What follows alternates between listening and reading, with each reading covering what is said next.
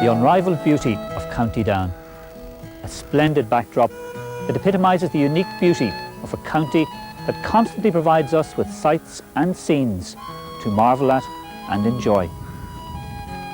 The people of County Down are also special, mild-mannered and so soft-spoken as to leave an almost perceptible hush all over the county. That is, until the talking stops and the championship begins.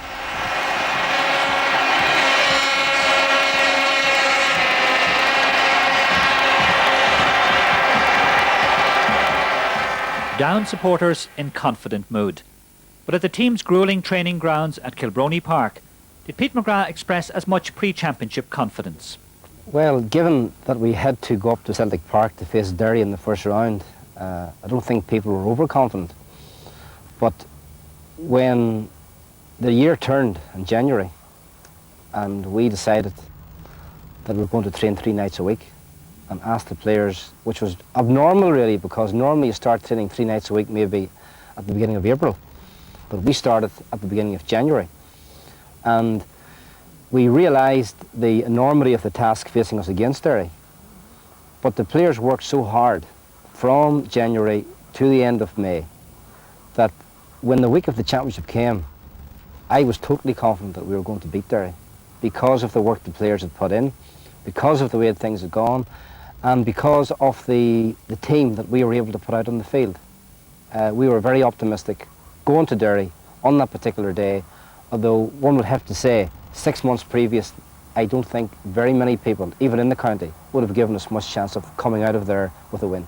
Did the prospect of meeting All-Ireland champions Derry and Celtic Park actually act as an incentive to you and the players? Well, Derry had beaten us in '92 and again last year in 1993, and they had become All-Ireland champions in the interim.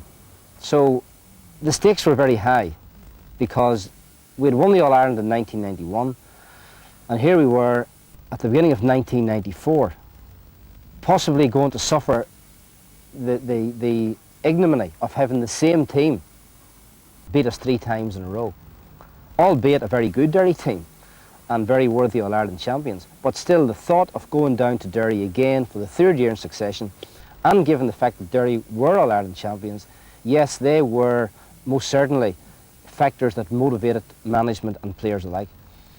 Going into Celtic Park, an all-ticket crowd, it must really have felt like an Ulster final rather than a first-round match. What was the atmosphere like? It seemed like an All-Ireland final.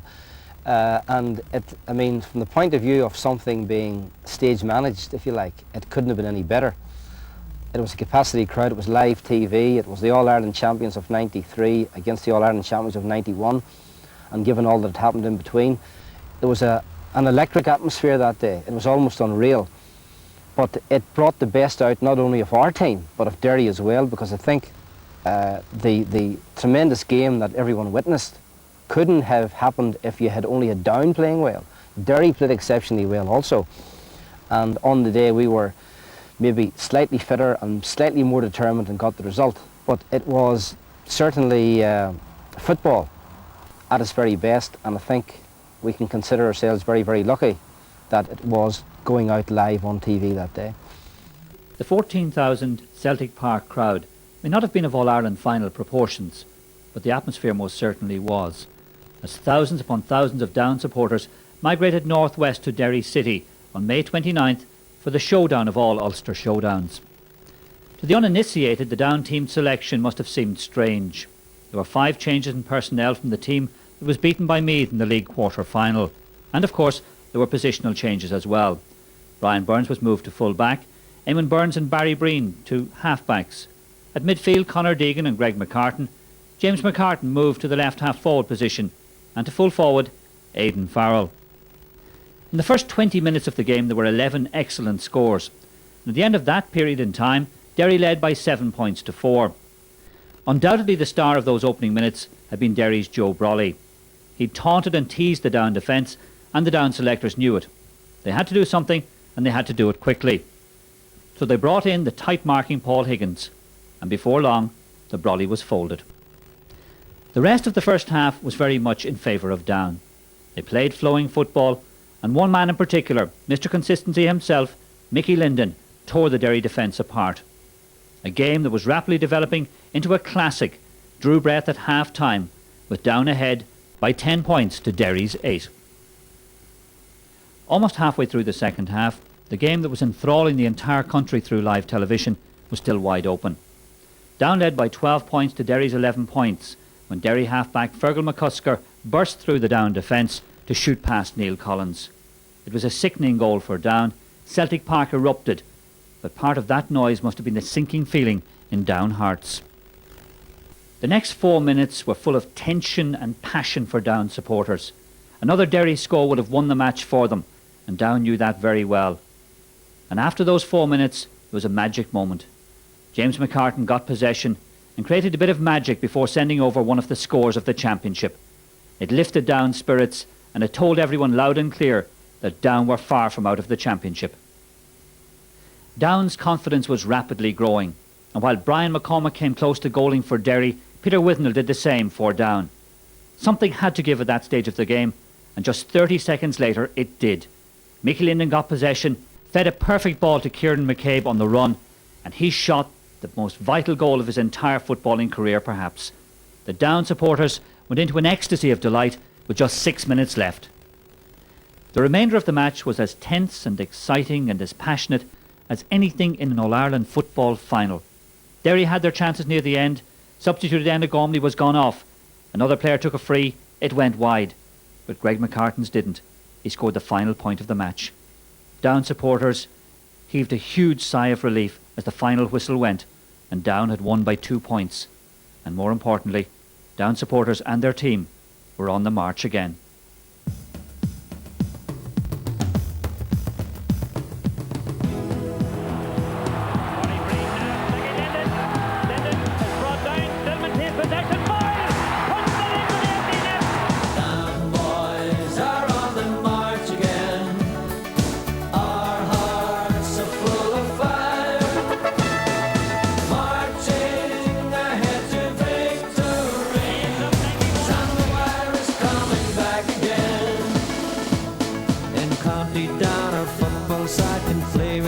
And with pride, so here we go, we're ready once again.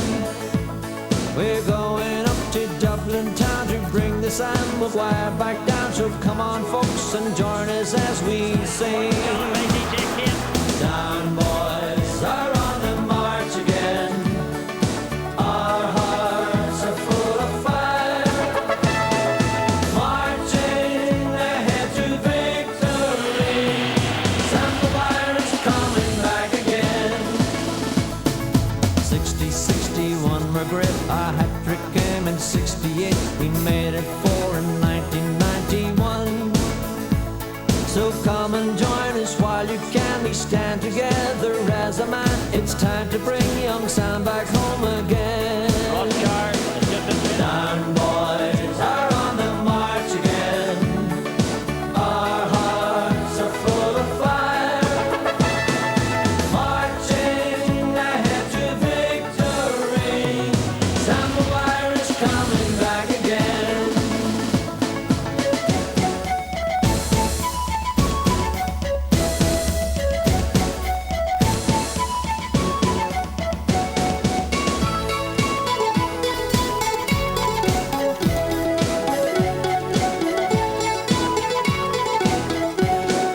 Down boys are on the march again. Our hearts are full of fire, marching ahead to victory.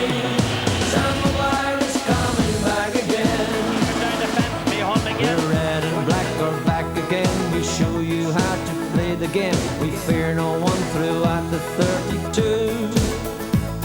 We play the game with style and skill. We play it hard, we've got the will. We're on the road again, so let's all sing. Down boys are on the march again.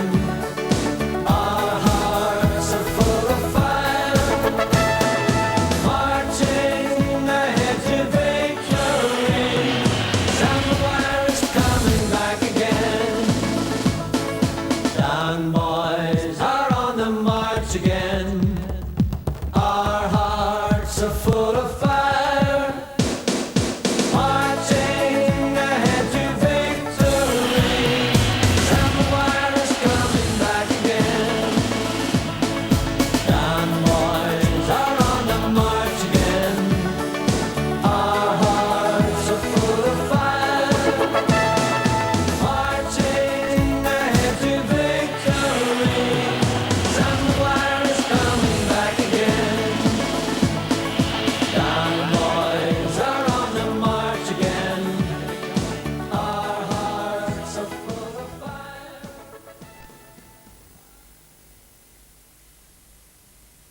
As in the 1991 match, you made vital changes at vital stages of the game. Now, they were brave changes in many people's minds, but they had to be made. Were you conscious that if things didn't go right for you, that you might be criticised? Well, I think every manager goes into every game conscious that if things don't go right, he could be criticised.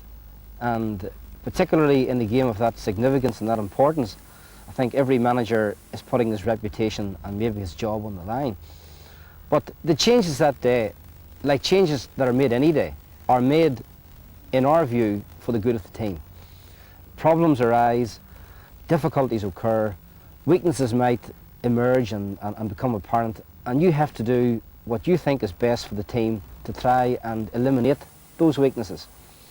Alternatively, you might see a weakness on the opposition team, which you feel can be exploited better, possibly by making a change, and you do that. But thankfully, the changes that we did make did work. As we viewed them, they were necessary, and it was one of those days when things went right. We had to pick for the Derry game because even on that day, either team could have won it. We played as well as we possibly could and won it. You know, if Derry had got a few scores and we played as well as we had done, we made a good beat and still would have been happy enough with the performance. You couldn't have asked any more. In the wake of Newry in '93, you talked about the need for Down supporters to be given an apology by everyone concerned. Was the apology Celtic Park? I think it probably was, you know. I think the debt was repaid in full. I think after the defeat by Derry last year in the marshes, everyone felt very low, everyone felt very disappointed and devastated. And, you know, everyone connected with the team had got an input into that defeat. And, you know, it was such a disappointment for all of us and for the supporters that I genuinely felt that the supporters, you know, did need some kind of apology from everyone connected with the team. And I think they got it repaid in full in Celtic Park. Against Monaghan, it was a different story where it was supposed to be a cakewalk, and you never get that against Monaghan in the Championship. The night before, we had the misfortunate occurrence in Lough-Island, and a few of the boys on the panel, it was an uneasy feeling to all through, but we were glad to get the Monaghan game out of the way. It was almost inevitable, after the Herculean efforts of Celtic Park, that the semi-final match against Monaghan in the athletic grounds in Armagh would be something of an anticlimax.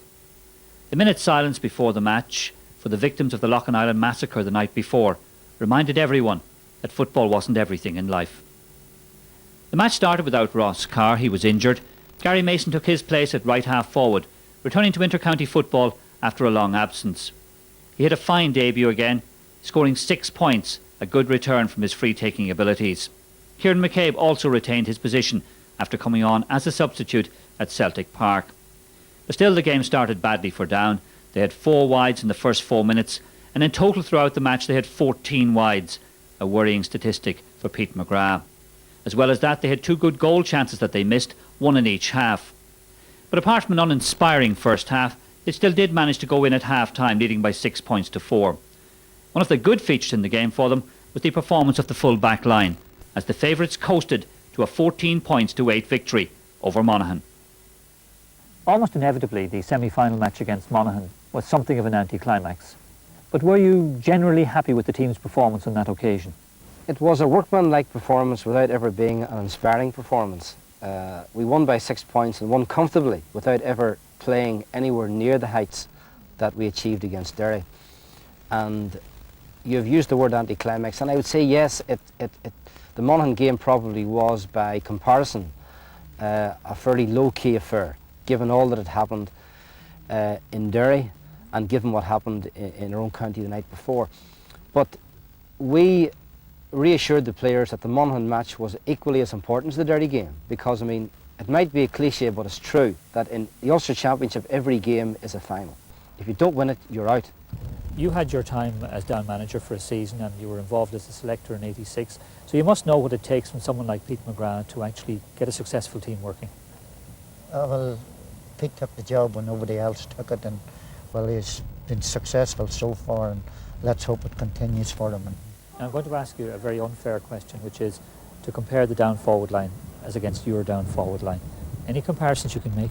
Well, any team that wins in All-Ireland must have a fair team and must have a good forward line, but now, at the present time, we have a good forward line, there's no doubt about that. And, well, you couldn't compare them, a different era, but Mickey Linton and James and Blaney and the rest of the forward line would get their place on any team, I think. In 1991, when Peter McGrath took on the job as manager, he took it on under very adverse conditions, and I think the breakthrough in 1991, for which Peter takes the major honours, was an absolute injection into Down football, because in Down we'd been waiting a long time, because we had a lot of very successful underage teams, under 21 teams, and we still were not making the breakthrough in senior ranks. Now, there were a number of reasons for that.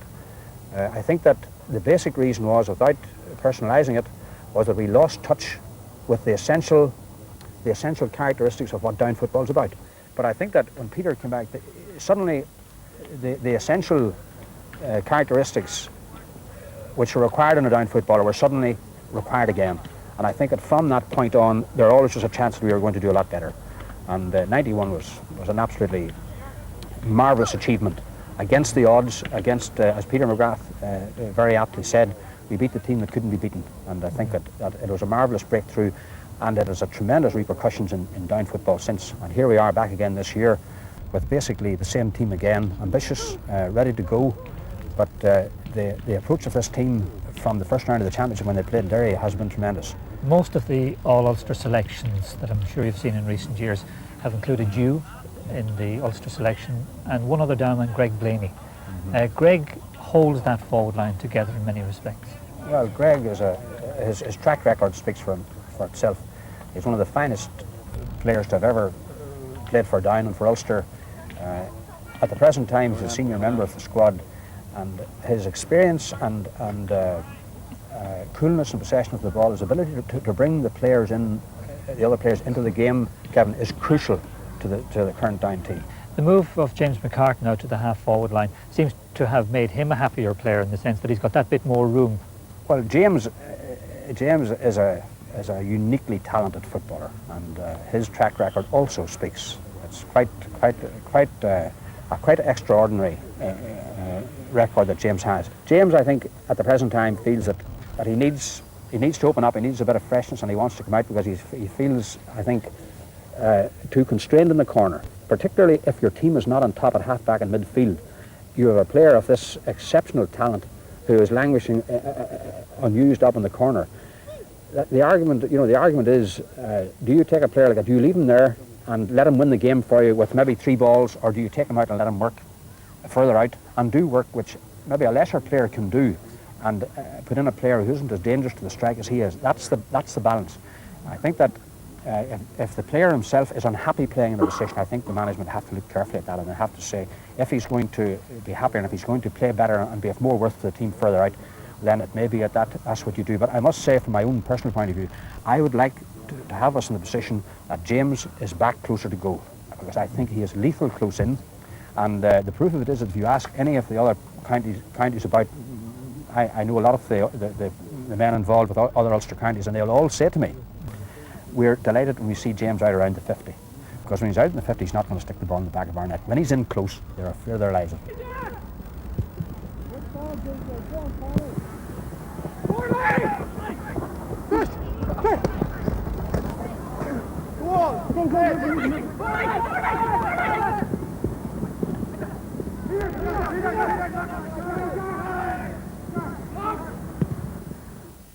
On July 17th, Down, in front of 31,000 people in New Look, Clones, won their 12th Ulster title, in much easier fashion than expected.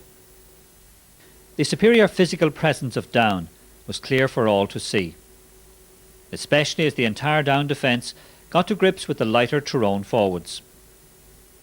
DJ Kane led by example, and his fellow defenders responded accordingly, hunting in packs and closing in at the first sign of danger. James McCartan was closely watched everywhere he went, sometimes more closely than others, much to the annoyance of the Down supporters. Still, when the forwards got moving, there was little doubt about the outcome. Even a missed first-half penalty failed to upset the Down forwards' rhythm, as they registered 1 goal and 17 points to Tyrone's 1 goal and 11 at full time. It was time for Down's 12th Ulster title winners to enjoy the fruits of a fine team performance. Ulster medals, and here's a race, and Mickey Lennon's won the race, and he's won a brilliant goal for the Down men.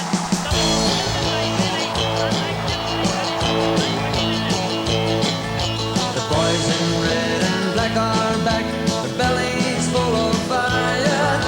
We're going down south to Dublin to bring back the Sam Maguire. 1960 big surprise, beat the Kerry men. 61 we're awfully good, we win it once again. The boys in red and black are back, the bellies full of fire. Going down south to Dublin to bring back the Sam Maguire. 68 and once again the Kerry hearts are torn. Sam Maguire was on his way to the mountains of Mourne. Boys in red and black are back, the bellies full of fire. We're going down south to Dublin to bring back the Sam Maguire.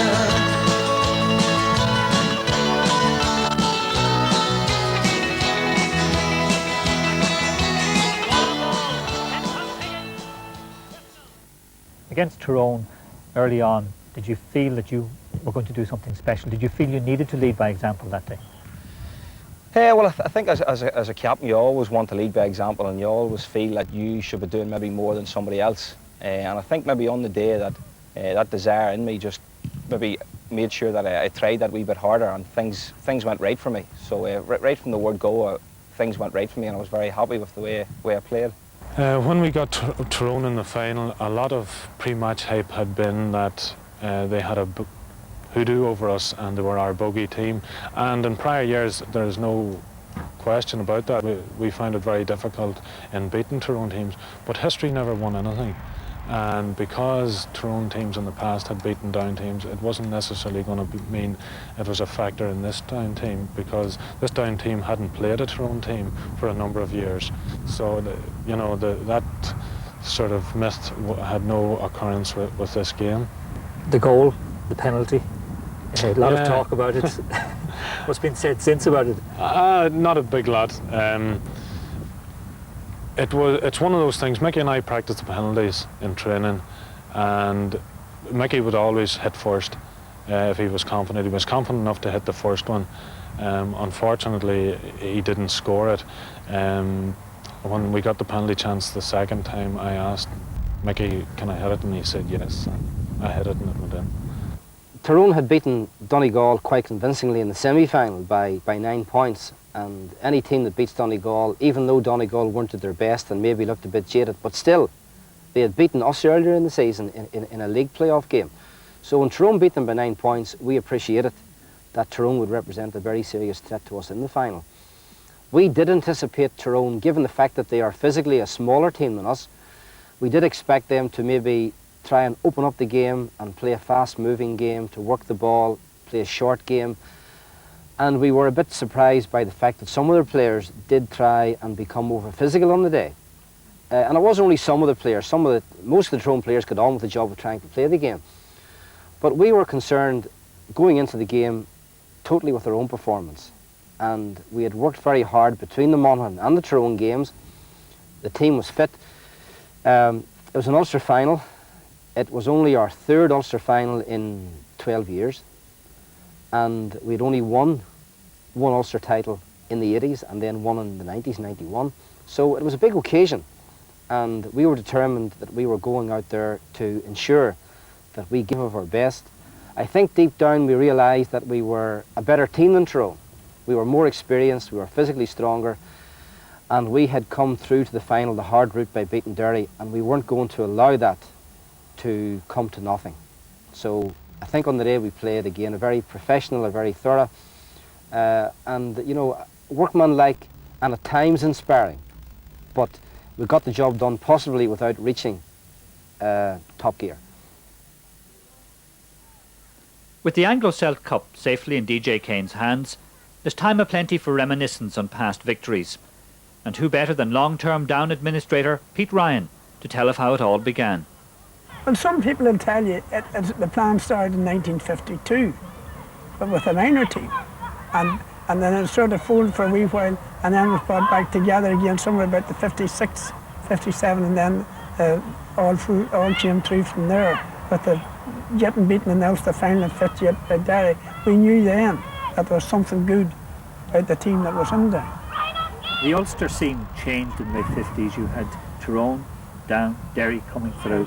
What feeling was there, and when did that feeling arise? Oh, that feeling arose in 1959 when Down beat Chatham very easily in Clonus. Although we were beaten later on by Galway in All Ireland semi-final, it was a case of know-how. And we learned from that. We went on to win the National League and then the All Ireland final the next year. Did the people of the county feel that the players were good enough at that stage? Oh, the players were treated as gods down at that time. Like never was seen about Down before. And they thought the players were good enough for anything. There was a sense of professionalism even then. Talk of Barney Carr as manager, players being looked after, made feel as if they were important. That was totally new. Oh, then, but you see, it was the first off and Down.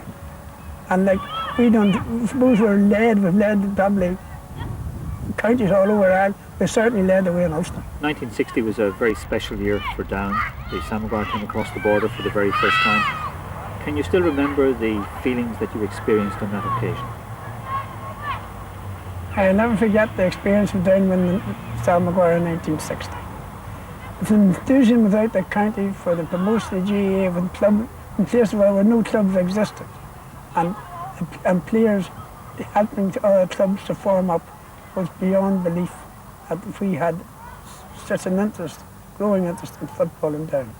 Did you ever really think that Down football would come to the pinnacle that it did reach? It's amazing. I often quote the story playing for Down away back in the 50s when it wasn't just exactly the set-up it is now. You would get maybe called on a Sunday morning and someone would call for you and say, you're playing today. And I was living at Mayo Bridge at the time. I've often told this to boys, how a team can come from nowhere. And I think we had been playing for Monaghan. I had been picked up in the village, and later that evening had got out of the car and someone shouts across, how did you do? And I said, we're beaten. And then there was a sort of a general laugh, and somebody said jokingly, Down will win in All Ireland yet. And this particular man who was standing at the corner said, he said, if Down wins in All Ireland, he says, the grass will be growing about 2 foot high at Clough Chapel. He says, there's not a hope. And that was about 1954, 1955, and how wrong he was, because 5 years later, Down had won their first All Ireland. In those years, there was the bad days. And those were the bad days, yes. You could bring the team and the supporters and everybody else on one bus. Oh, almost. yes, it was the public didn't travel in such large numbers as now, like, you know, because basically it was impossible to get to the faraway venues, like, you know, and then with the coming in the motor car and the organised tips and that, it was much easier. But in the early days, you know, basically, you know, if you were playing at home there would be a crowd, but that would be it. Do you remember the 90,000 crowd of 1960? Yes. That must have, was it pandemonium in Croke Park? It wasn't really, it doesn't seem, looking back on it, it didn't seem pandemonium at all, but looking at the old footage now, they hadn't even, it was just newsreels film that they were using then. The crowd were actually out to the sidelines, but there didn't seem to be any untoward, you know, pushing or shoving. Certainly it was crowded, but not the danger that they were talking about now. Everybody seemed to be able to see it and all right, you know.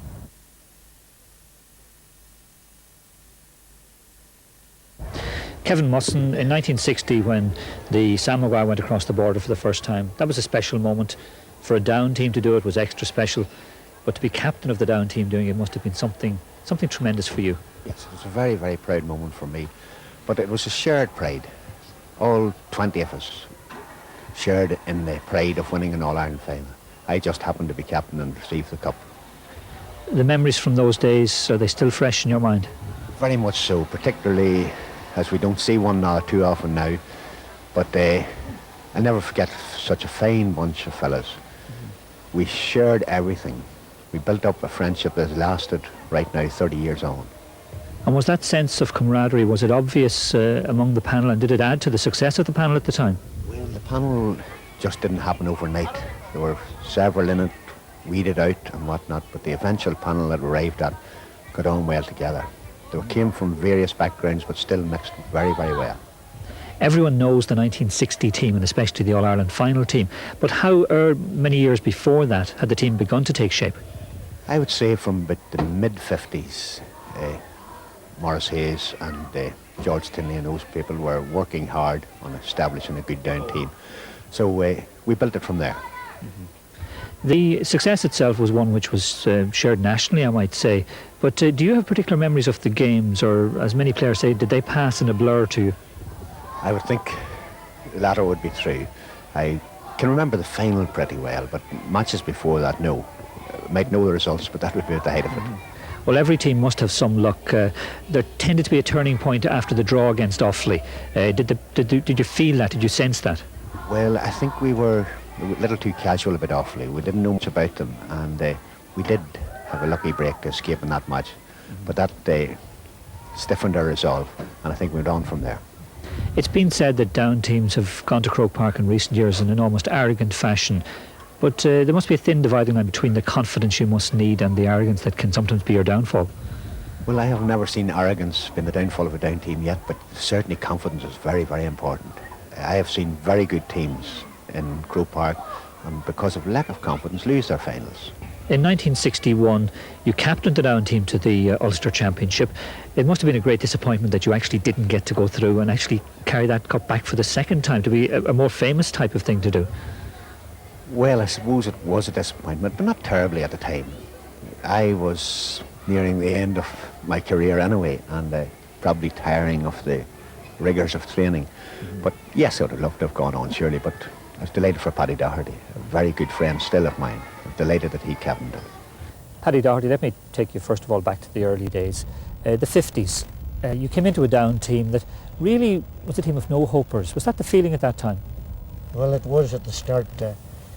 The first time I was a sub on the Railway Cup team in 56, and Kevin Mussen and Kieran Denver was playing on it, but PJ McElroy had played before that. PJ was at UCD, but then we seemed to improve a wee bit from 56 on till we got till the Ulster final in 59, and then we won it and we went to Croke Park, and Galway, hammered us. Porcelain Stockwell. Before that, though, there was a plan in Down, which was basically that if they could treat the players properly, gain some confidence, build them up, that they might do something. Were you aware of that? Were you aware that they were trying to do something behind the scenes? Well, I was, because they had good men at the helm then. Maurice Hayes, for instance. Maurice was good to the players and worried about everybody else afterwards. And I think if they appreciate the players, they get more out of them. But I think my best game in Croke Park was the drawing match against Offaly. I scored 1-7, and I didn't see anybody rushing up to take the penalty when it came. Was it decided before a game at that stage who would take penalties, or was it left to whoever felt confident? Well, no, it was decided. Kevin Mussen wasn't at the training on the Thursday night before the All-Ireland. He was on UTV, and Sean and myself had practiced, and we decided I would take them. One come up, and Gavin come running up the field and says, "Sean, take that." Oh no, Sean says, "Paddy's taking it." And you must have felt confident having... Well, I played well enough that day that I was confident I was going to score. Those years were years in which Down suddenly turned football on its head, and of course it started the great rivalry against Kerry. Why was it that you seemed to have no fear of a team as great as Kerry? Well, I think after we got over Kerry the first time, We respected them, but we knew we could beat them. But there never was any animosity between Down and Kerry. They always played hard, and it was over. That was it, forgot about. You They were moved good sportsmen, Kerry. You moved around the forward line a little bit. You moved back into the 40 for 1968. Did you prefer to be in the centre, or would the wing have suited you better?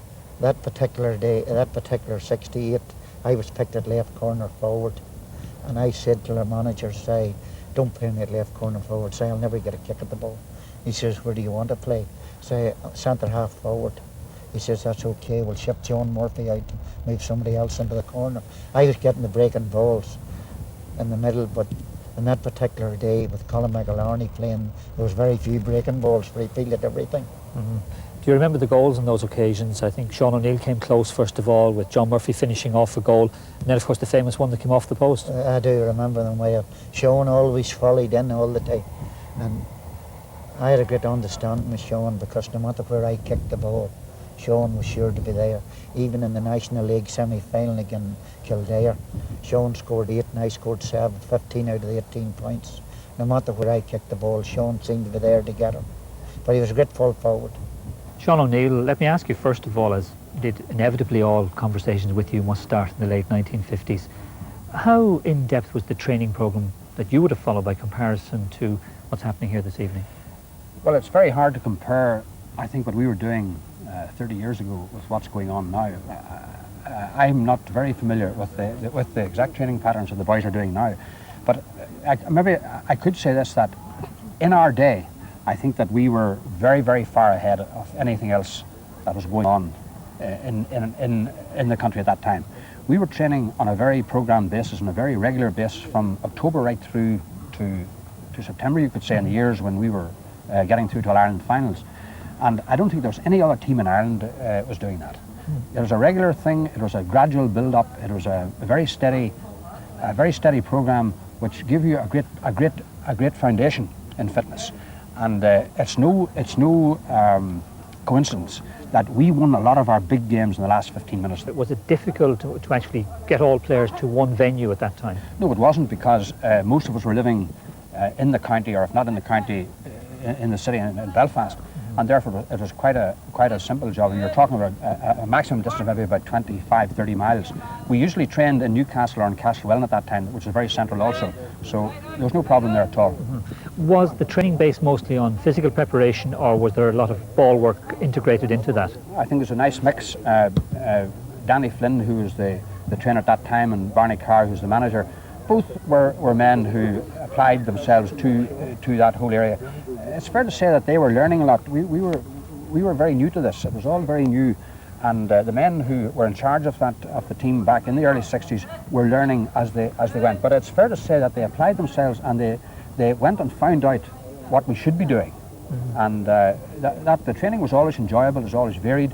Danny Flynn was very popular with the boys, and there was always a great atmosphere there, great relationship, which is very important.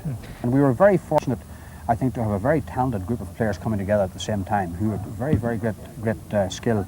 I mean, in the defence we had very resolute performers, very skillful players, but at that time there was a lot of high ball was coming in, high ball into our defence. We had big men, we had Liam Murphy, Pat Rice, you had George Lavery for the cover, who covered both those men at all times.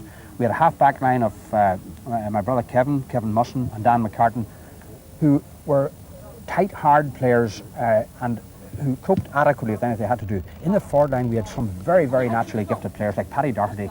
Paddy was an absolute genius of a footballer. You had James McCartan, who was a genius of a player in a different way. James was a leader, James was the spark, James pulled us out of holes when all looked lost. It was James that ignited the team. Time and time again he did this. You had Breen Morgan in the corner, superb corner forward, fearless, aggressive to the net, always going for things. And you had Tony Haddon and you had Patsy O'Hagan. These were all very skillful players. Returning to you on the football pitch, you played at right half forward in 60-61, then into the full forward position for 68. Did you have a preference? Yes, I had a great preference. I think playing as right half forward, Kevin, I realised, I think shortly before the management did, that my legs were not going to carry me much longer at right half forward. So I was very glad to make the transition into full forward, and I must say that I found the full forward position was a position that I found the greatest expression in that position. I thought it was a marvellous position. It's a position that you can have a very, very big influence in the game. Much different kind of influence than you can as a wing half forward. A wing half forward, in a way, is a limited role. It's a defence role, it's an attack role, and I found more and more that I was playing defence role, and it was not right. When a half forward finds that he's playing defence all the time, there's something wrong. And I found that I was more trying to come back. The result that I wasn't getting forward to be dangerous to the score. When you're playing at full forward, of course, you're always within range. You're always within range of the goal, and I always found that I could do more damage and felt I could contribute more to the team's success at number 14 at full forward than I could at wing half.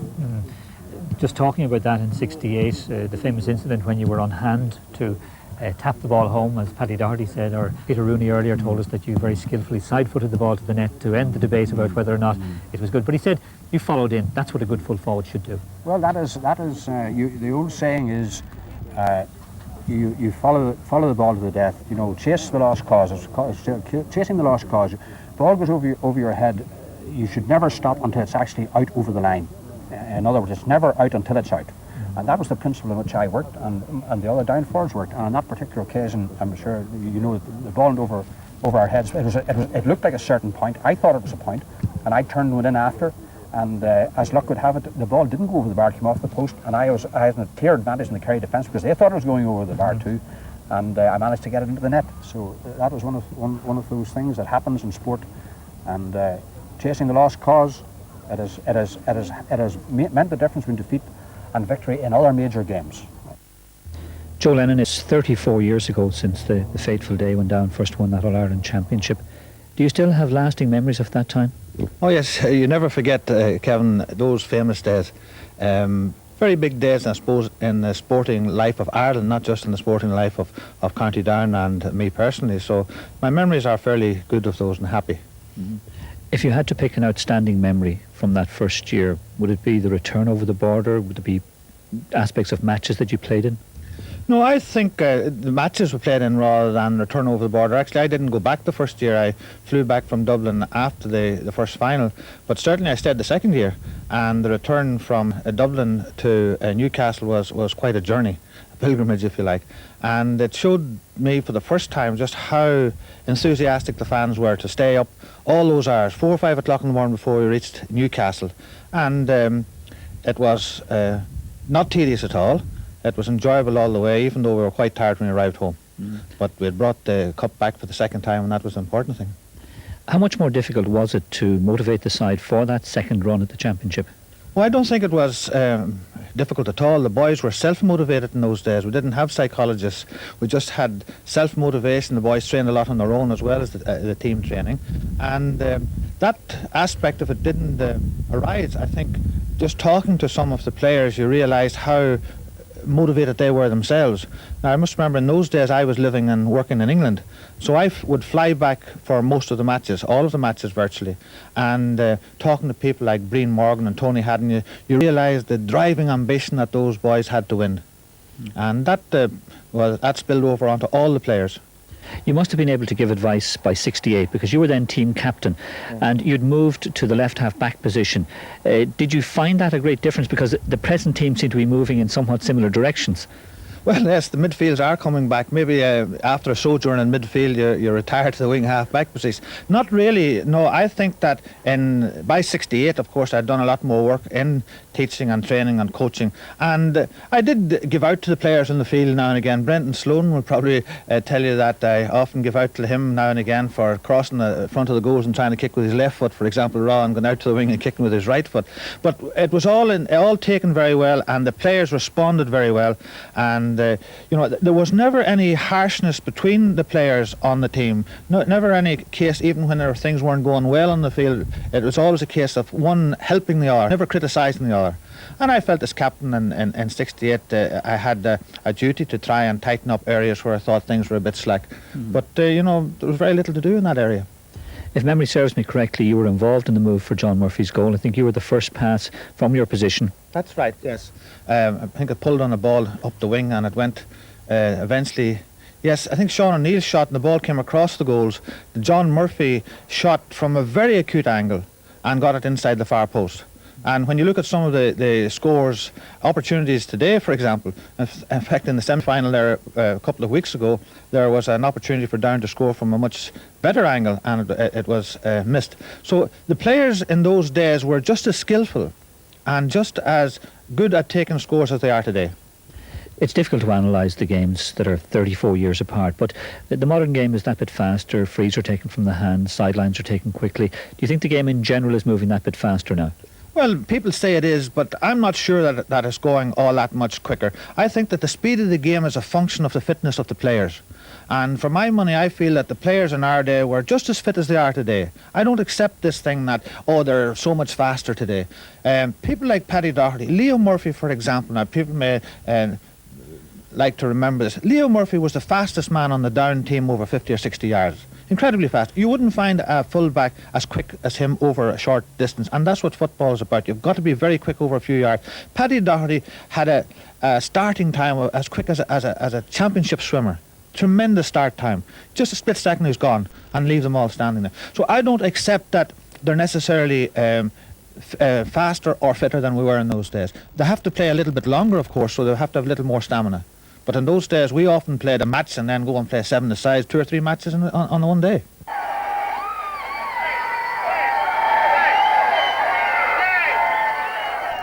I always remember sort of getting off the bus with the cup to get up onto the platform to actually walk across the border, and it was a wonderful feeling because I knew that there was only 3 people before me had done that, and I knew it had been 23 years since it was done. And it was a magic moment, and no, it's one that I'll never forget. You know, people were that excited they didn't go home. You know, they just, even though the bus was running maybe 3-4 hours late, people still stayed on. There was young kids out in the middle of the night. It was a really carnival atmosphere, and a wonderful, wonderful night. I wasn't that nervous in the final. I was actually more nervous the first time out against Armagh, and I think I got rid of all my nerves that day. But I can remember having asked the referee how long was left, and he had said that there was a minute and a half. And I knew the ball had moved about the field and gone up and down a few times. I knew the minute and a half was up, and I kept saying to him, it must be over now. And a high ball came in. I remember Colin going to catch it, and he jumped with Paul Higgins, and he knocked the ball down. If he had caught it, maybe they would have went in for a score. The ball dropped and I into space, and I picked it up. And I remember thinking, if I kicked this ball into the stand, the match is over. It was a wonderful feeling. I kicked into the stand, and Seamus Pryor blew a whistle.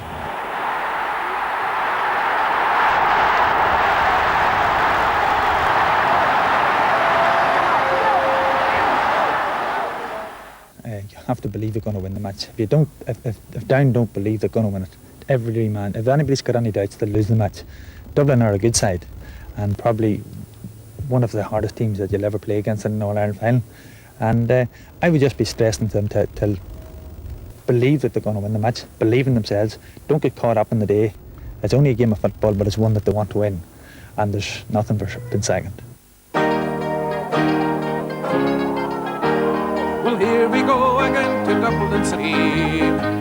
The men in red and black are back again. Every woman, child and man will be supporting to cheer the lads who are going to play the game. From every part of Down they are preparing to be there on the day right from the start. So come on now, let's get behind our heroes for the final game they play in Croke Park.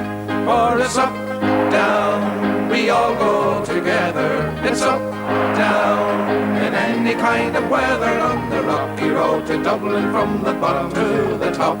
We all go together to win the Sam Maguire Cup. Between the posts, Neil Collins is outstanding. McGilbrand, Burns and Higgins close them down.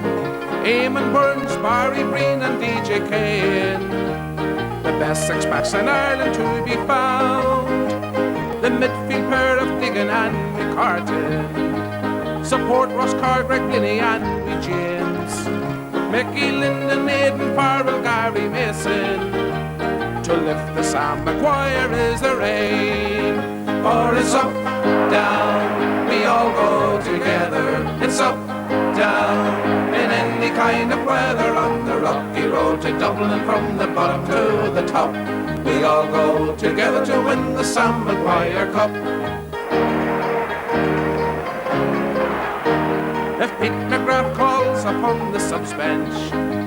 Their skills and talents are equal to the rest. The training's done, the talking is all over. The time has come to show you are the best. When you take the field in Dublin in September, a roar you'll get from us, you can be sure. To wave our flags and hold aloft our banners, for the red and black of Down we are on tour. For it's up, down, we all go together. It's up, down, in any kind of weather. On the rocky road to Dublin, from the bottom to the top, we all go together to win the Sam Maguire Cup. For it's up, down, we all go together. It's up, down, in any kind of weather. On the rocky road to Dublin, from the bottom to the top, we'll all go together to win the Sam Maguire Cup. McCartan, first of all, you're here on the physio's bench, which means that you must have some form of injury or some worry. What's the worry for the match? Well, hopefully it's nothing serious. It's just a long-term sort of ankle problem. It's nothing really serious. Just if I do a few training sessions in close proximity to one another, tend to get very sore. So we're training twice today. So I'm trying to. Artie's going to try and loosen it up for me, and it's an excuse to get away from the session for a while.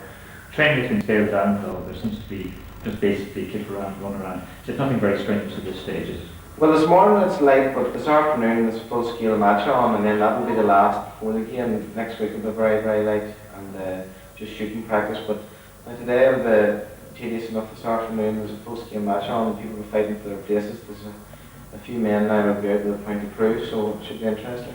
How much of a toll have the injuries taken on you this year? Do you find it difficult to struggle against them? It has, yeah. Ever since the All-Ireland have been plagued with injuries. Since 91, hamstrings, nearly everything is coming in. There is a tremendous pressure on the players to get onto the first 15. Do you all feel that now? Do you feel that a big practice match coming up this afternoon, that it's important to do well? It is, yeah. Competition is the great thing in the team, and there is a lot of competition for places in our team at the moment now, yeah.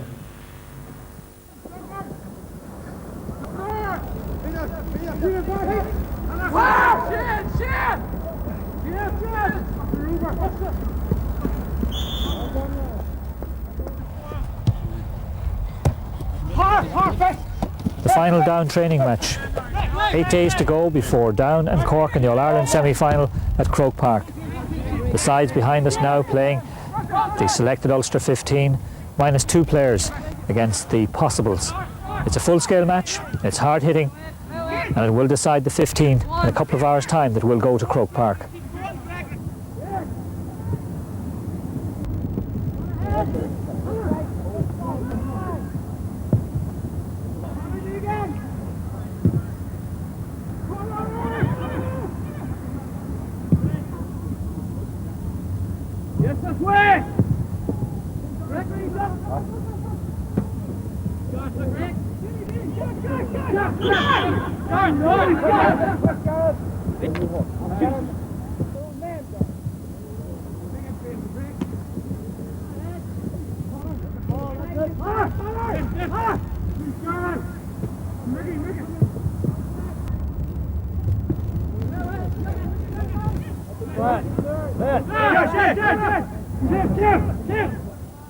Just looking forward to Cork.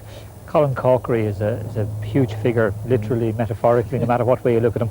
He tends to come back out to try and score, so the half-back line must be very vigilant this time round. We're going to have to be vigilant all over. I think Colin Corkery probably at the minute is one of the most outstanding forwards in the game in the whole of Ireland, and he's going to be certainly worth a watching. But they have equally 5 other forwards who are quite capable of scoring also. So I think it's going to take a lot of vigilance all over the field to watch them. Mm-hmm. In '91 you were prophetic in actually saying early on you'd win in All-Ireland. Have you got equal prophecy this year?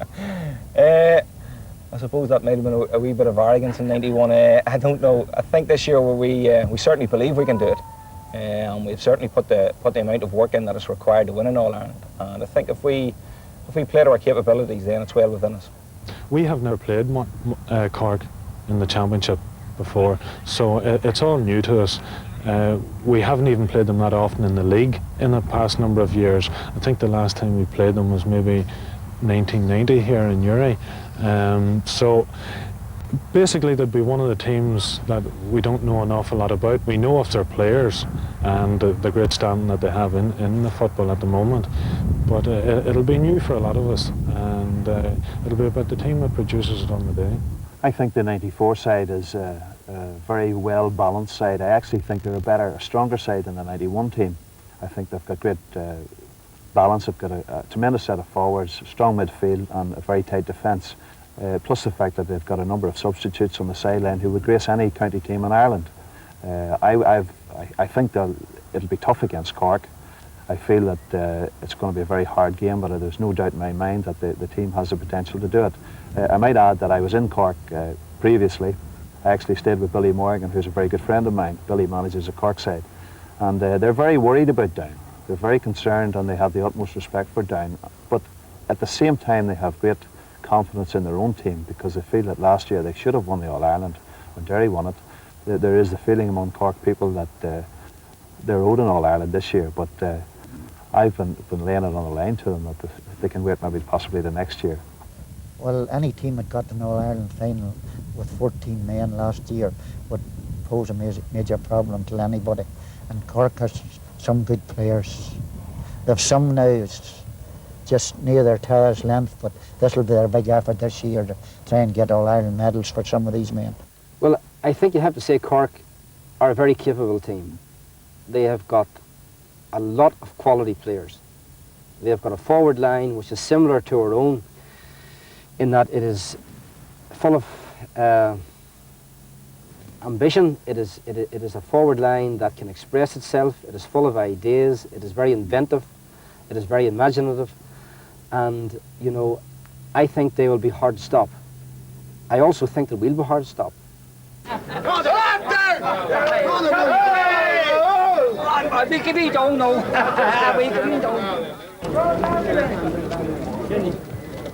Croke Park, August the 14th. In just over 2 hours' time, Down, the champions of Ulster for the 12th time, take on Munster champions Cork in the All-Ireland football semi-final.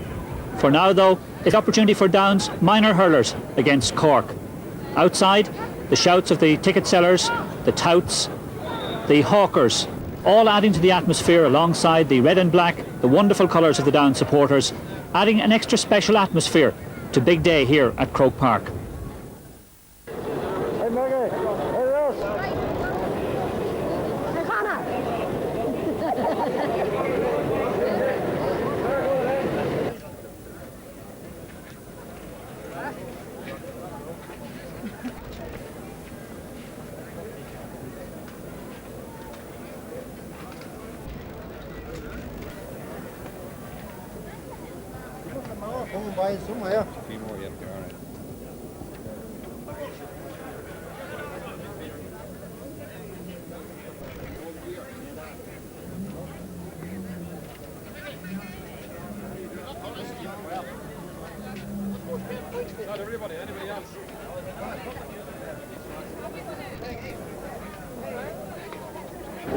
John Murphy, just under 2 hours left now. The team bus has arrived. What's the feeling among the Down camp? Well, the feeling amongst everyone is that they're tremendously confident. They're very relaxed and they're looking forward to the match this afternoon. You've watched them in training now, you've done your job as a selector. What more can you do in the next couple of hours? Well, it's just to keep everybody as relaxed as possible right up to throw-in time, and it's up to the players from thereafter. Management can do very little when actually the team goes onto the field, but in the next couple of hours, just prior to the match, we'll be trying to keep the boys as relaxed as possible and make sure they take the field in the proper frame of mind. Are there particular players that you will always look to make sure you give them that extra little bit of relaxation? Yes, well, obviously the younger players in the team might be feeling the occasion a little, but there's plenty of experienced players on the team, and also amongst management, we'll be looking and making sure that those younger guys who are making their first All-Ireland semi-final appearance are go out in the best frame of mind. Does coming to Croke Park remind you of the days when you were here? Does that tingle come back every time? Well, they were just remarking there, Donny Murphy coming through the door there, that every time you come into this stadium, that there is that tingle and there is that buzz about this place that certainly does bring back good memories.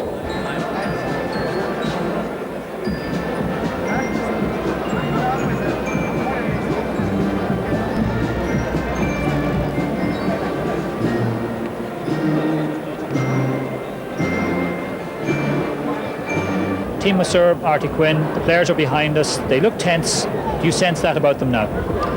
Yes, there's a certain degree of tension at the moment, and that's to be expected just an hour or so before the game. When you're actually doing the rub-downs now, will you do it for all the players or just for a few selected players? Well, during the week, all the players got a good full body rub to help relax them this week. Now, about a dozen or so players take a quick rub in the changing room before the actual game itself.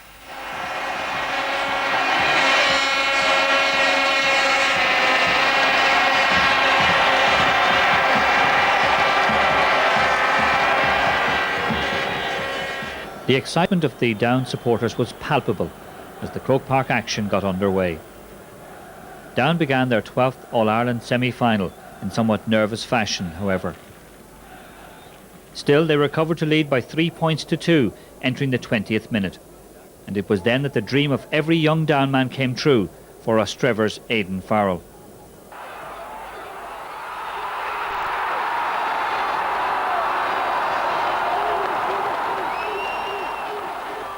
Strangely, following that goal, Cork took control.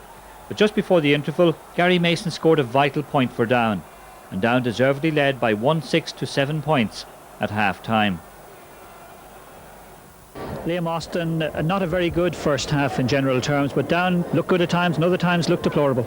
Yes, it's going that way, Kevin. I think the game is very, very tense initially.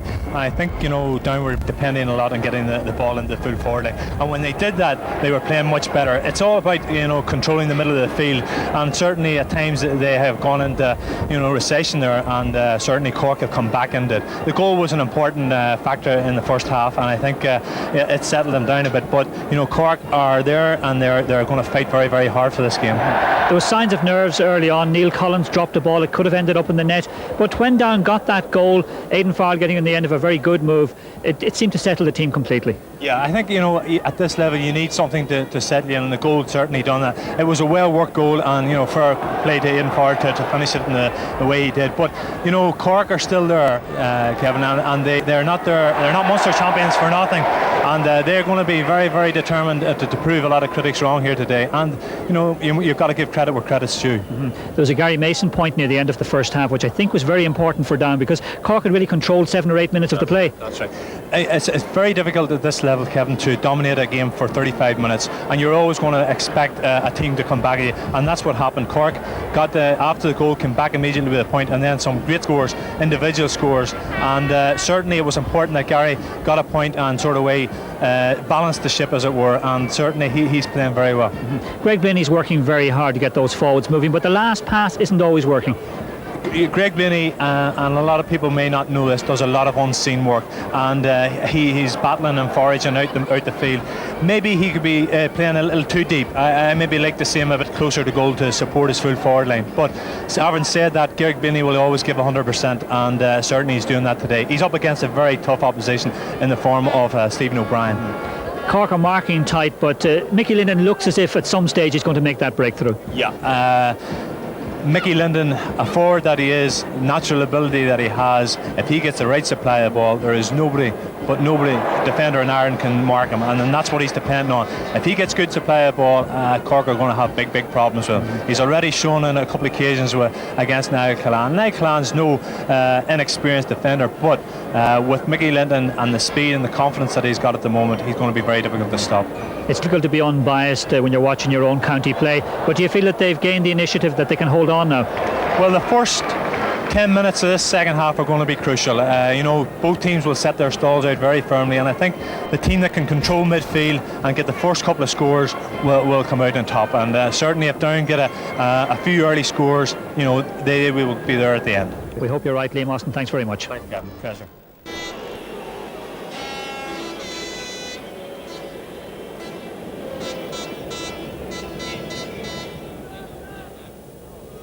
Early in the second half, Cork wasted 2 great scoring opportunities. The panic over, and Conor Deegan dominating midfield, with Gary Mason in terrific form, Down reasserted themselves to score another 7 points, and effectively finished the contest long before the final whistle. The cue for memorable celebrations as Down qualified for an historic 5th All-Ireland final.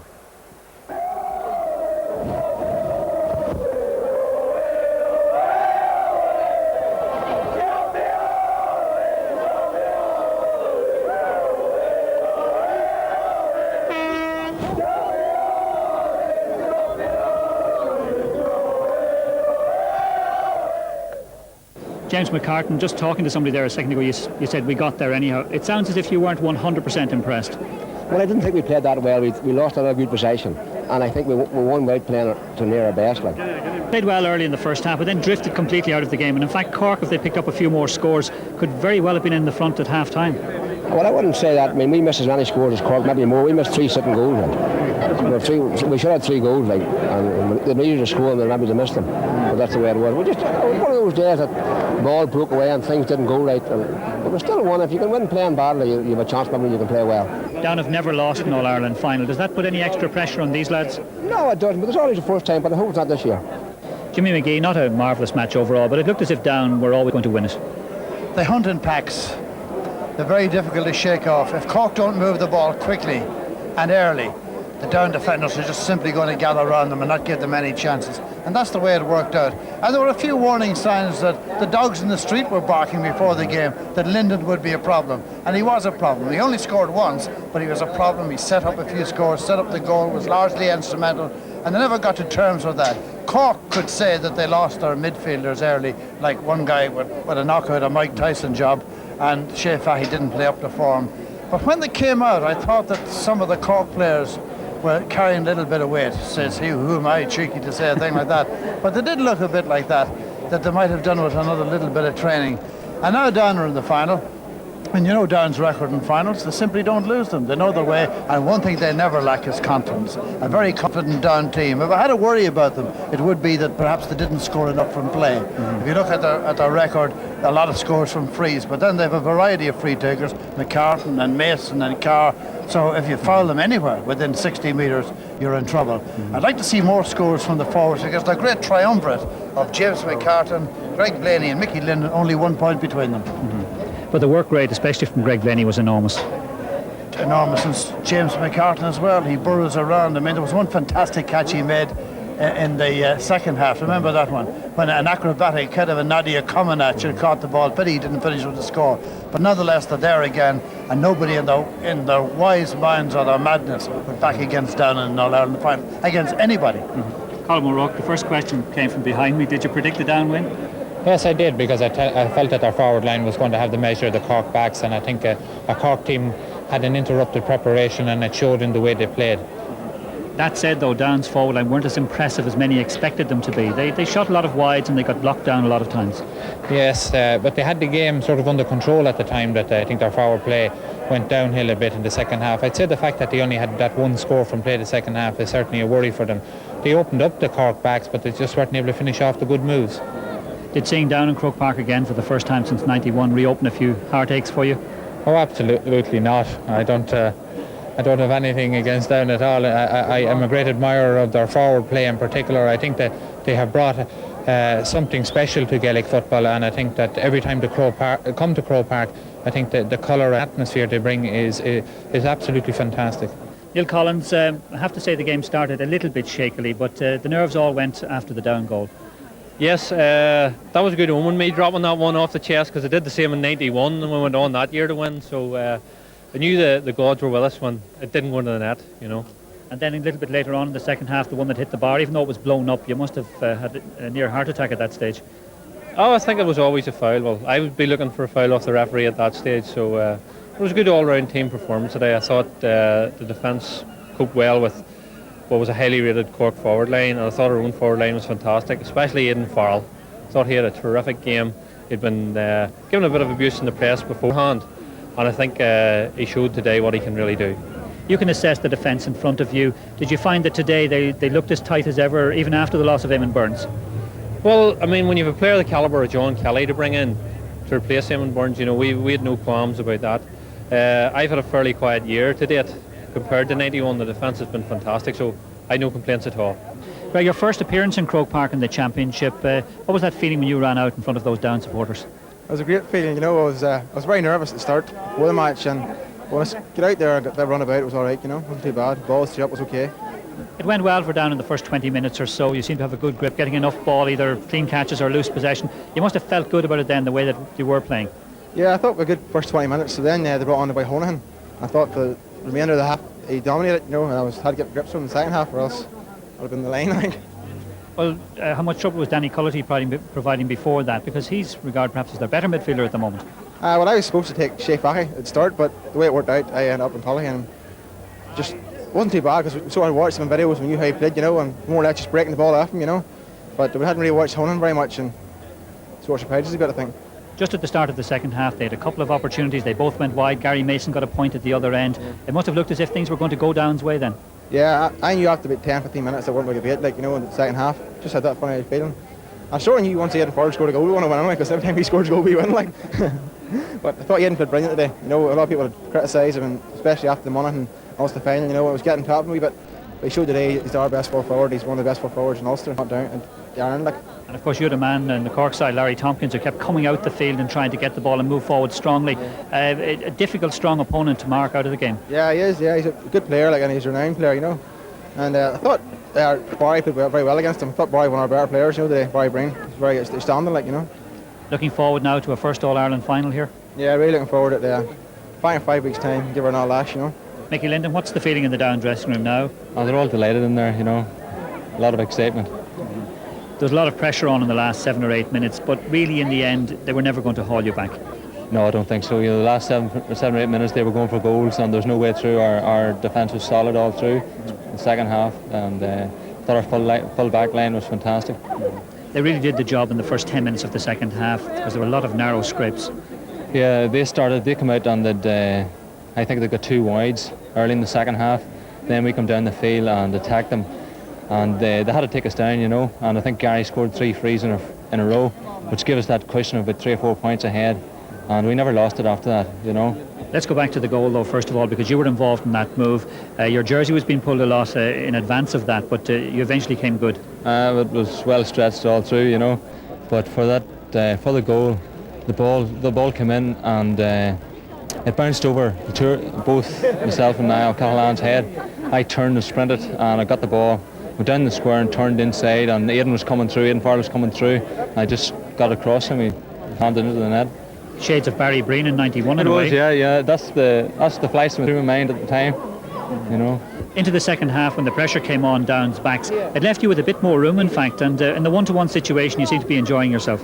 Yeah, if we weren't getting past them, you know, they were taking us down and giving away frees, and you know, we were always able to keep that 5 or 6 point lead then, you know. There's an awful lot of space up front. The first time in the new look Croke Park, did you find the atmosphere strange out in that corner? No, not really, you know. After playing in 91 it was very similar to it, you know.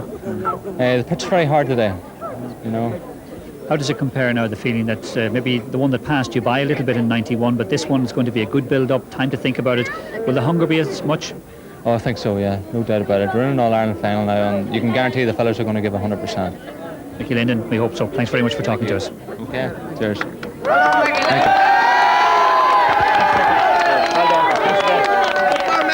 Conor Deegan, perhaps your best game ever, certainly at midfield for Down today.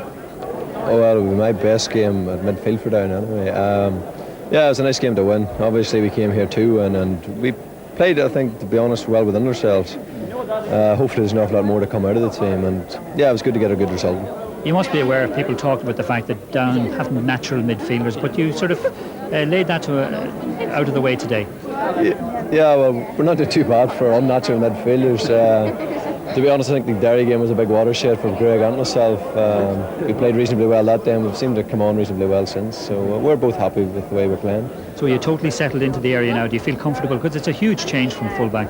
It is, but to be honest, I'd rather play there than full-back. You know, there's an awful lot more running involved, and at least I feel now as if I come out of a game at the end of it. Yeah, I'm happy playing there. Huge change from winging it off to New York or somewhere in America, and now to find yourself heading Chicago. Yeah, well, I'm obviously very glad the phone call came through to come home, you know.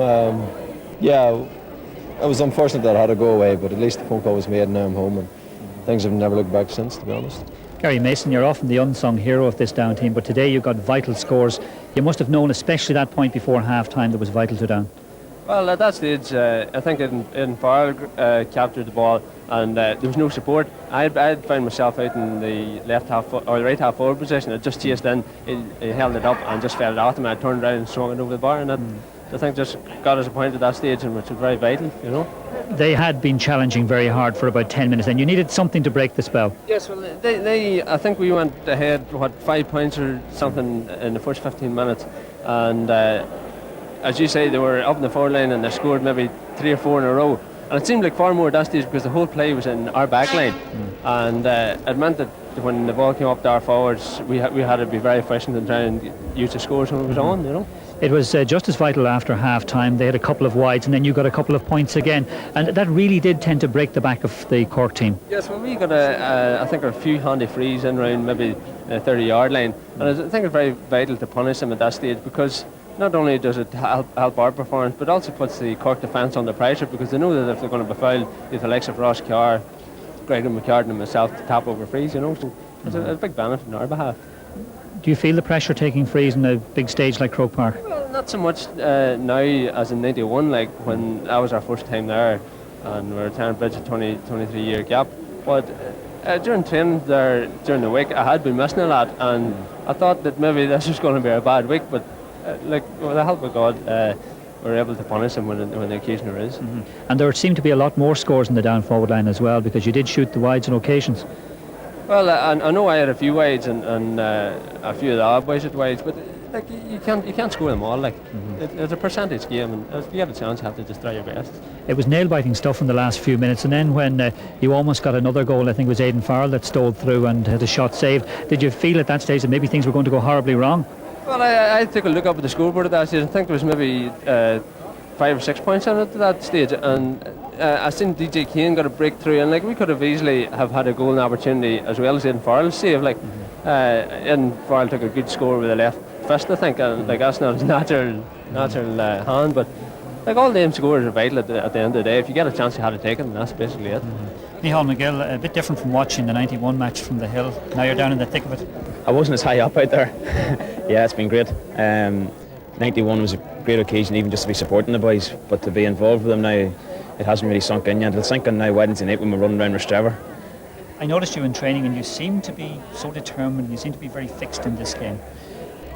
We knew that we were 70 minutes away from an All-Ireland final. They don't come around easy. We have put in effort 3 nights a week from October, and to be 70 minutes away from a match, you got to take it. Now in that forward line for Cork, they were threatening a lot, but on a couple of vital occasions, especially in the second half, you got there first, you got possession. That must have made you feel really good about yourself in your game. Yeah, well, Pete told me before the game that attack the ball, and if you get to the ball first, we're going to snuff out the Cork forwards. I think that our full back line was the best line in the team. They threatened so much between Colin Corky, Joe Calvin and Paul McGrath. I think between them, they must have scored about 7 or 8 points. And if you take that between 3 full backs and what they scored against Tipperary, we're very, very happy. And of course, Colin Corky, their only scorer in the second half, and mostly from frees. That's right, yeah. Colin Corky is a great footballer, but Paul Higgins, I think, proved today that he's an even better footballer. I thought Paul Higgins had an excellent game. Liam Austin, looking at the second half, it started with Cork in command, and really, but for 2 wides down, might have been under pressure. Yeah, I'd have to agree with that, Kevin. I think, we talked about at half-time how important the start was in the second half. They didn't get the scores, and as a result, they paid the price in the end. I think down after that settled more, grew in confidence, and certainly at the end they were going very strong. After those misses, Gary Mason came good for down in a big way. It's so important to carry a good free taker in your team, and Down are very, very fortunate. Not only has Gary great ability, but also Ross Carr and Gregory McCartan. And when you have players like of that ability to do that, they're worth their salt for any team. And a man who doesn't get much talk, Brian Burns, he made 2 vital interceptions, almost in the small parallelogram.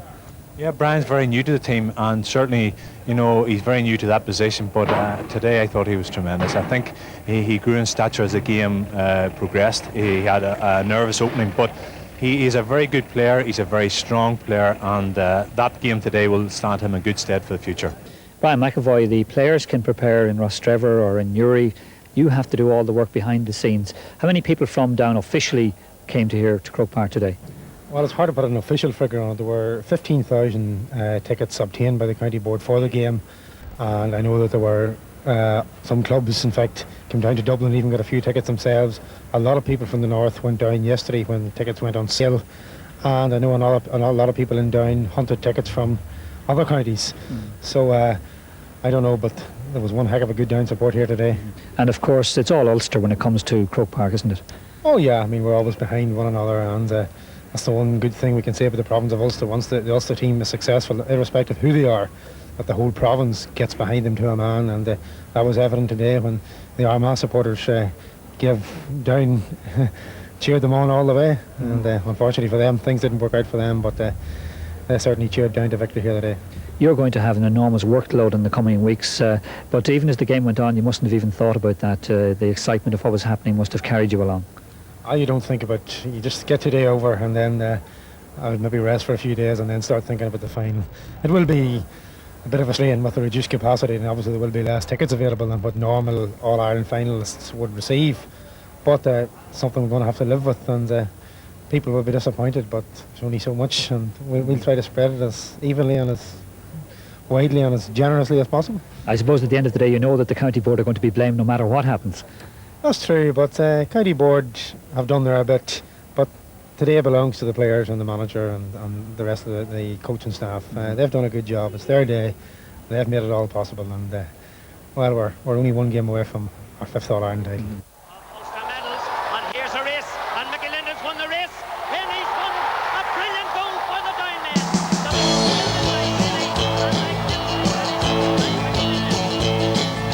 The boys in red and black are back, their bellies full of fire. We're going down south to Dublin to bring back the Sam Maguire. 1960 big surprise, beat the Kerry men. 61 we're awfully good, we win it once again. The boys in red and black are back, the bellies full of fire. Going down south to Dublin to bring back the Sam Maguire. Newry, the Marshes, just over 3 weeks to go to the All-Ireland final.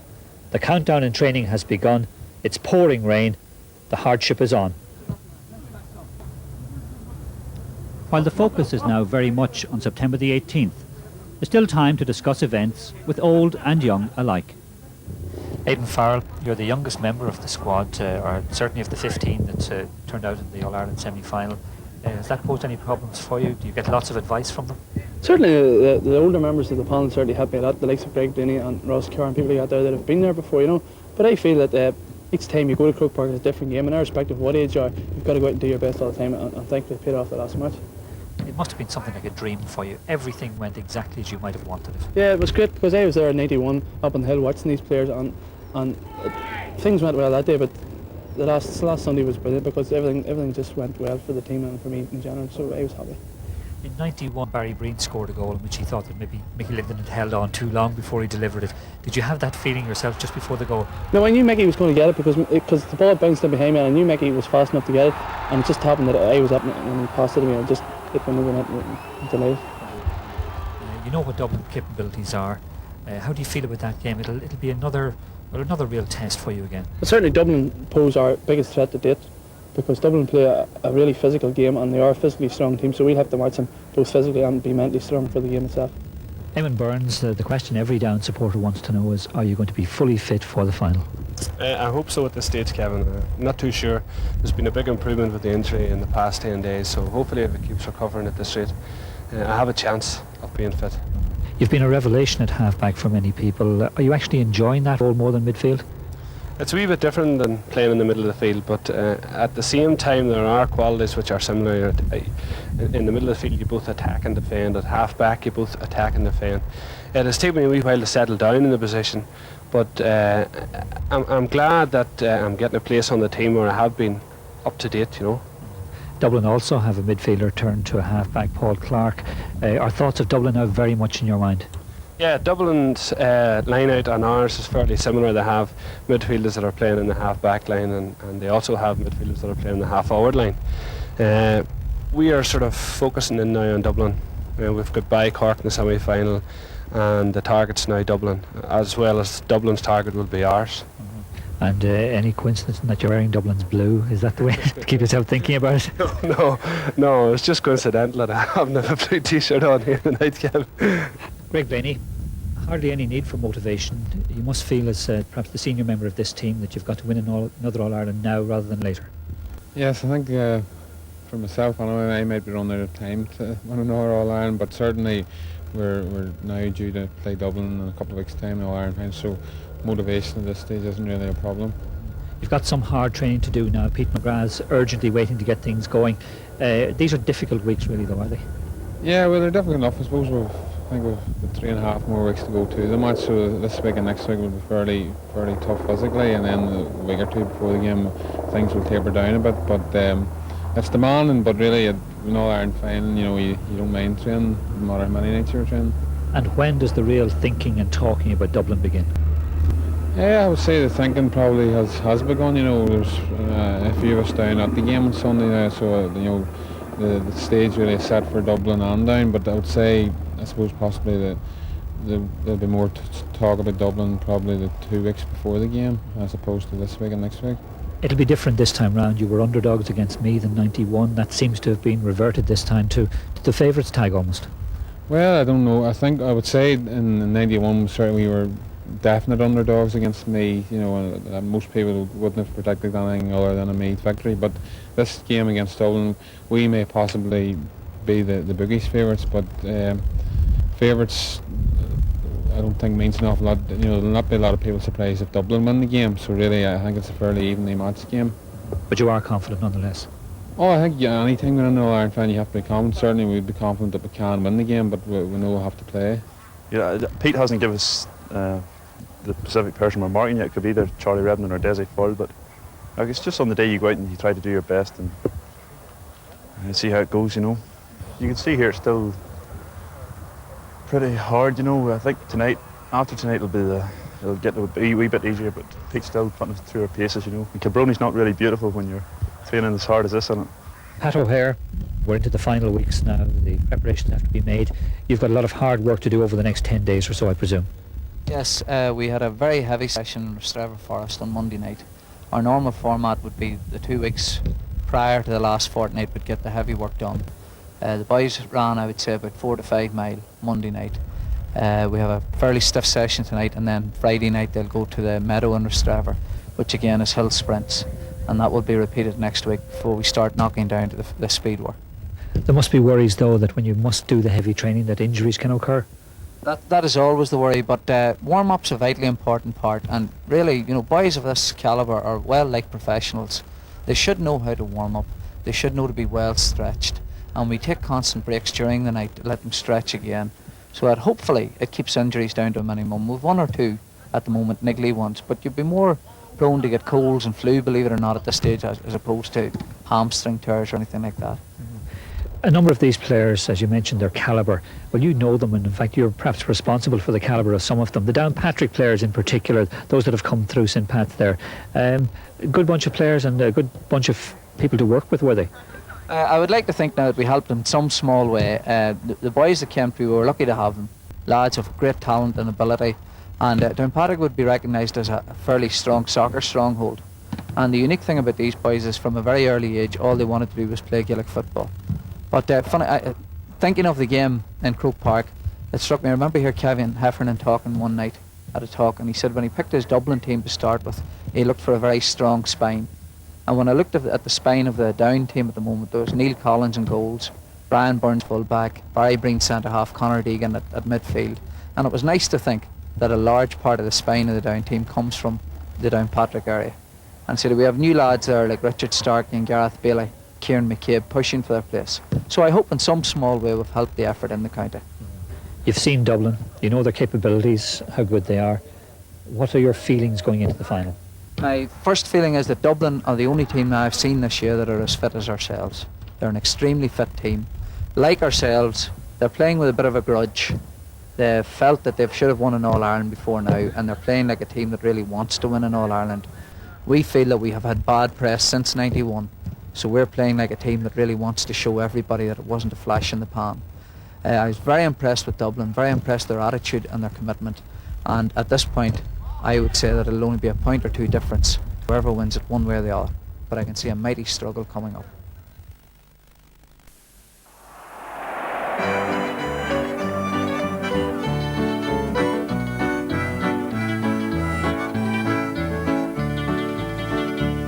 September, it is here again. We're ready, fit and sound to win the Sam Maguire Cup and bring it back to town. We've thrice the pride of Munster, the champions as well, as the Downman's trip to Dublin once again. We've Burns, McGill and Higgins to keep the forwards down, and if the ball by chance goes through Neil Collins, he is sound. Burn, Breeds and Kane are solid, they can stop a Russian tank. It's the Downman's trip to Dublin once again. It's the Downman's trip to Dublin, we're gonna win the cup. We're going down to Dublin to bring Maguire up. We don't fear the opposition, we don't fear the Dubs. It's the Downman's trip to Dublin once again. Ballymartin's Greg McCartan can rise up for a ball. Down Patrick's Conor Deegan knows his job and all. Ross Clark can score from 60 yards or pull a pint to stout. It's the Downman's trip to Dublin once again. Then there's Mr. Laney, we all know of his aims. We're certain that he'll make it with a little help from James. We don't fear the opposition, we don't fear the Dubs. It's the Downman's trip to Dublin once again. It's the Downman's trip to Dublin, we're gonna win the cup. We're going down to Dublin to bring Maguire up. We don't fear the opposition, we don't fear the Dubs. It's the Downman's trip to Dublin once again. Then there's Gary Mason, Loughin Island's man of might. Muir Bridges and Mickey Linden could run all day and night. Restrevor's Aidan Farrell will score a goal or two. It's the Downman's trip to Dublin once again. Together they're the Down team that will be hard to beat. The way they play the football is positive and sweet. Oh, Pete McGrath's creation will lift Maguire's cup and bring it back to Moran once again. It's the Downman's trip to Dublin, we're gonna win the cup. We're going down to Dublin to bring Maguire up.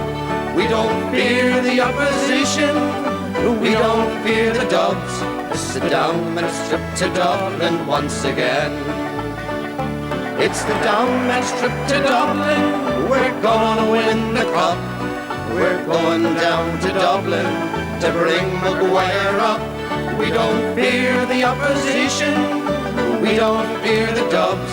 It's the Downman's trip to Dublin once again. It's the Downman's trip to Dublin once again.